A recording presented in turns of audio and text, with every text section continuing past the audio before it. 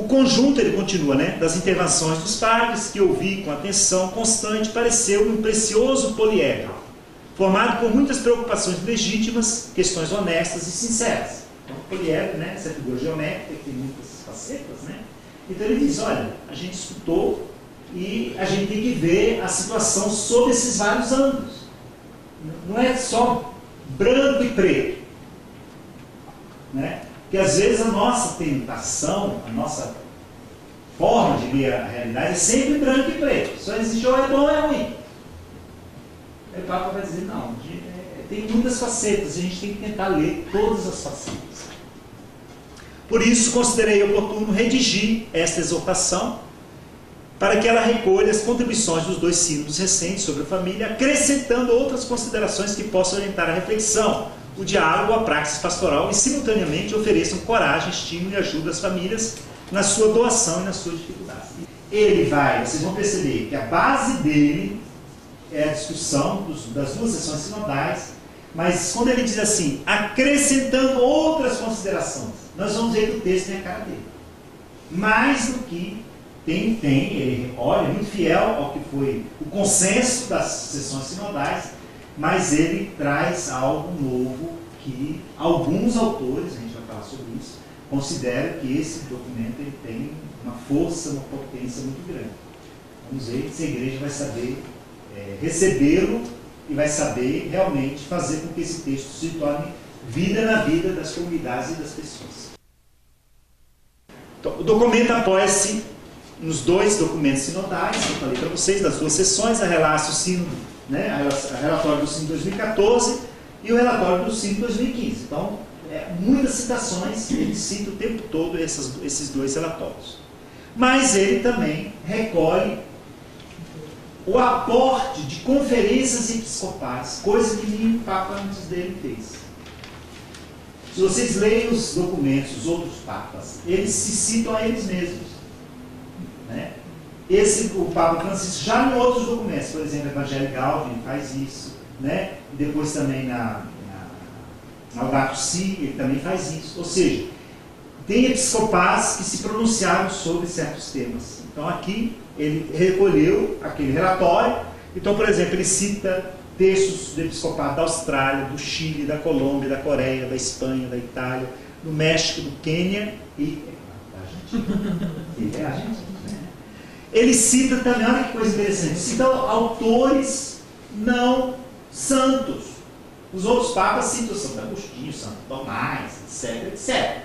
Ele vai citar um grande escritor argentino, Jorge Luis Borges, um escritor mexicano, Otávio Paz, Mário Benedetti, uruguaio, Martin Luther King, né, que é conhecido, norte-americano, Gabriel Marcelo, um filósofo francês, Erich Fromm, um filósofo, psicólogo alemão. Né? Então ele cita outros autores, ele faz alusão a esse texto maravilhoso, que é que virou o filme, que é a Festa de Babette. Né? Então, só para vocês perceberem que ele recorre a outros textos, né? O que torna o texto dele mais saboroso para ser lido. Né? Comparando com outros textos, que tem textos belíssimos, o Papa Bento, por exemplo, tem textos belíssimos. Mas se a gente for olhar assim, tem muito pouca referência assim, com outros autores, vamos dizer assim, mais seculares. O texto tem 9 capítulos.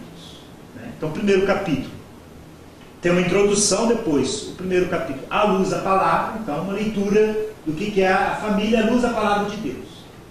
Né? Depois, a realidade e os desafios das famílias, uma leitura sobre a realidade. Terceiro, o olhar fixo em Jesus, a vocação da família. É uma outra leitura sobre o que é a compreensão que a igreja tem sobre a vocação da família, segundo a compreensão do Novo Testamento. Depois, ele vai trabalhar ainda a ideia do amor, do matrimônio, ainda uma leitura sobre o Novo Testamento, sobretudo o capítulo 13 da primeira carta aos Coríntios, o hino à caridade. Depois o amor que se torna fecundo, né? Então ele vai trabalhar aí as duas dimensões fundamentais da compreensão do matrimônio, o matrimônio como lugar da união esponsal, do amor do casal, e o matrimônio como também abertura à vida, como fecundidade, lugar, né, dos filhos, etc.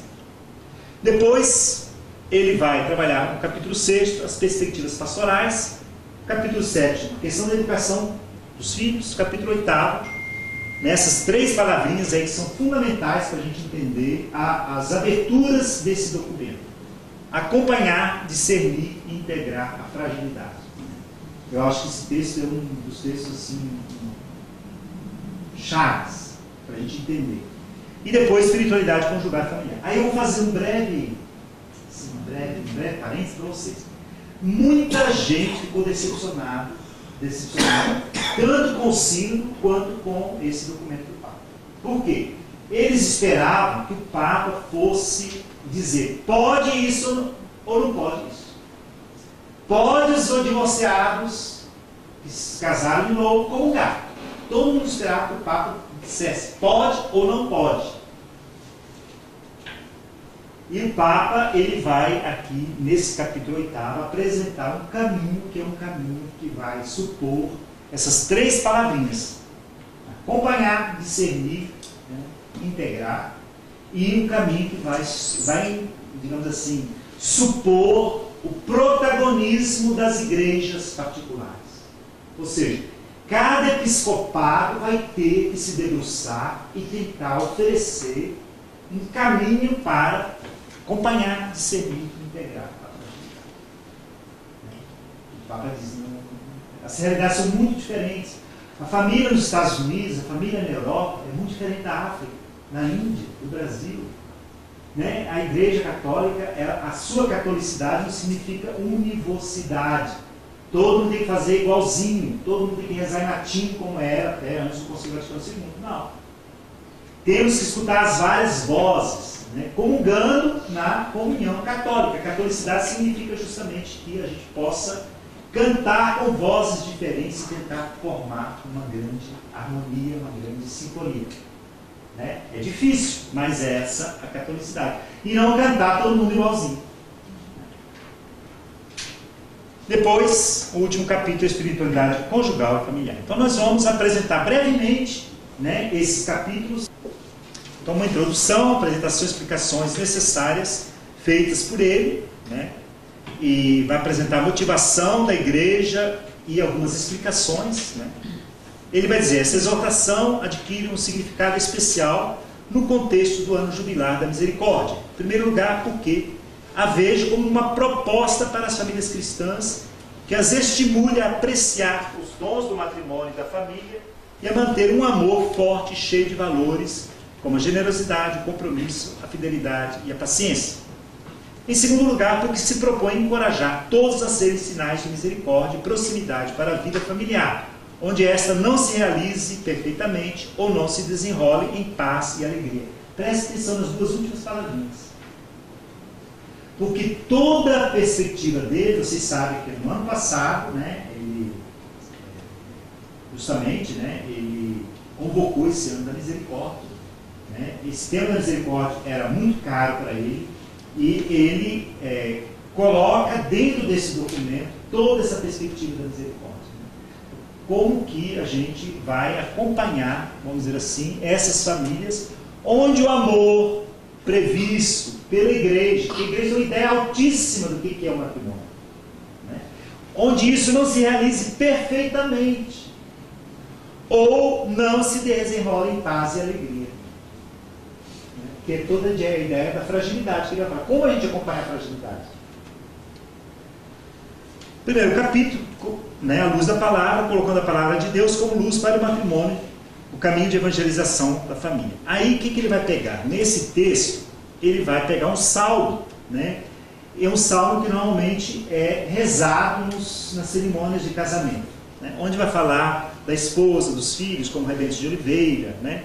Vai falar também do sofrimento, né? Trabalho, a ternura. Quer dizer, ele divide nesses capítulos aí, é uma espécie de leitura desse salmo, né? Salmo 128, né? Feliz quem teme o Senhor e segue seus caminhos, viverás no trabalho de tuas mãos e viverás feliz e satisfeito. Tua esposa será como uma vinha fecunda no interior de tua casa, teus filhos como brotos de oliveira ao redor de tua mesa. Assim será abençoado o homem que teme o Senhor, de Sião o Senhor te abençoe, possas ver Jerusalém feliz todos os dias de tua vida e vejas os filhos de teus filhos, paz sobre Israel. É um salmo belíssimo. E ele começa, a partir desse salmo, quase que fazendo uma espécie de poesia sobre o que é a vocação da família. Tem esses vários subtítulos, ele vai trabalhar então, vamos dizer assim, comentar ao salmo, como dizia, a imagem da casa vai servir de suporte para a argumentação. A argumentação é tecida ao redor do amor conjugal, tu e tua esposa, um amor que é fecundo, os teus filhos como brotos de oliveira, apesar do sofrimento que marca toda a existência humana, um rastro de sofrimento e sangue, o trabalho que aparece como um aspecto importante da vida humana e familiar, fruto do teu próprio trabalho, e o capítulo conclui com uma reflexão sobre a ternura do abraço. Então, um texto assim curto, né? Esses primeiros capítulos, essa primeira parte, né? Tem um texto realmente curtinho, né? É quase que uma introdução, tá? É um aperitivo. Depois, nós vamos ter o capítulo 2, a realidade e os desafios das famílias. Aí eu queria fazer uma comparação desse texto com a Familiares Consórcio. Se vocês tomarem os dois textos e colocarem um ao lado do outro, vocês vão ver o seguinte: a Familiares Consórcio, ela não começa com um comentário da Palavra de Deus. Ela já começa apresentando a realidade da família nos final dos anos 70, começo dos anos 80. Mostra-se uma leitura daquela ocasião, né? Só para a gente lembrar, 1900, nos anos 60, né? Descoberta da pílula e então a chamada Revolução dos Costumes. Revolução dos Costumes, então, difusão do divórcio de forma acelerada, novas formas de família, né? Toda a questão dos movimentos hippies, né? Pessoas que vão morar juntos sem se casar. Então, tudo isso começou lá nos anos 60, vai se difundir muito nos anos 70. Então, o sínodo que vai acontecer lá no final dos anos 70, ele vai refletir sobre isso. Então, ele tem uma leitura da realidade um pouco meio assim, mais, né? Aspectos positivos, negativos, né? Aqui, o Francisco, ele é uma característica dele. Não sei se vocês prestaram atenção, se vocês já leram o Evangelho Gáudio. O Evangelho Gáudio também começa resgatando a beleza, a beleza do Evangelho. O Evangelho como boa notícia. Antes de falar dos problemas do mundo, nós temos que descobrir que nós somos objetos da misericórdia de Deus, que Deus nos ama, etc, etc. E aqui também ele começa com esse texto, comentando esse salmo. Só depois que ele vai apresentar uma leitura da situação. E a leitura não é exaustiva. A Familiares Consórcio é muito mais exaustiva, trata muito mais aspectos. Aqui nós vamos pegar, ele vai abordar alguns aspectos, alguns problemas que estão vivendo as famílias contemporâneas, né? Situação atual da família e os desafios. Ele vai dizer que o bem da família é decisivo para o futuro do mundo e da igreja. Ele diz: não tenho pretensão de dizer tudo aqui sobre os problemas e os vários temas relacionados com a família no contexto atual.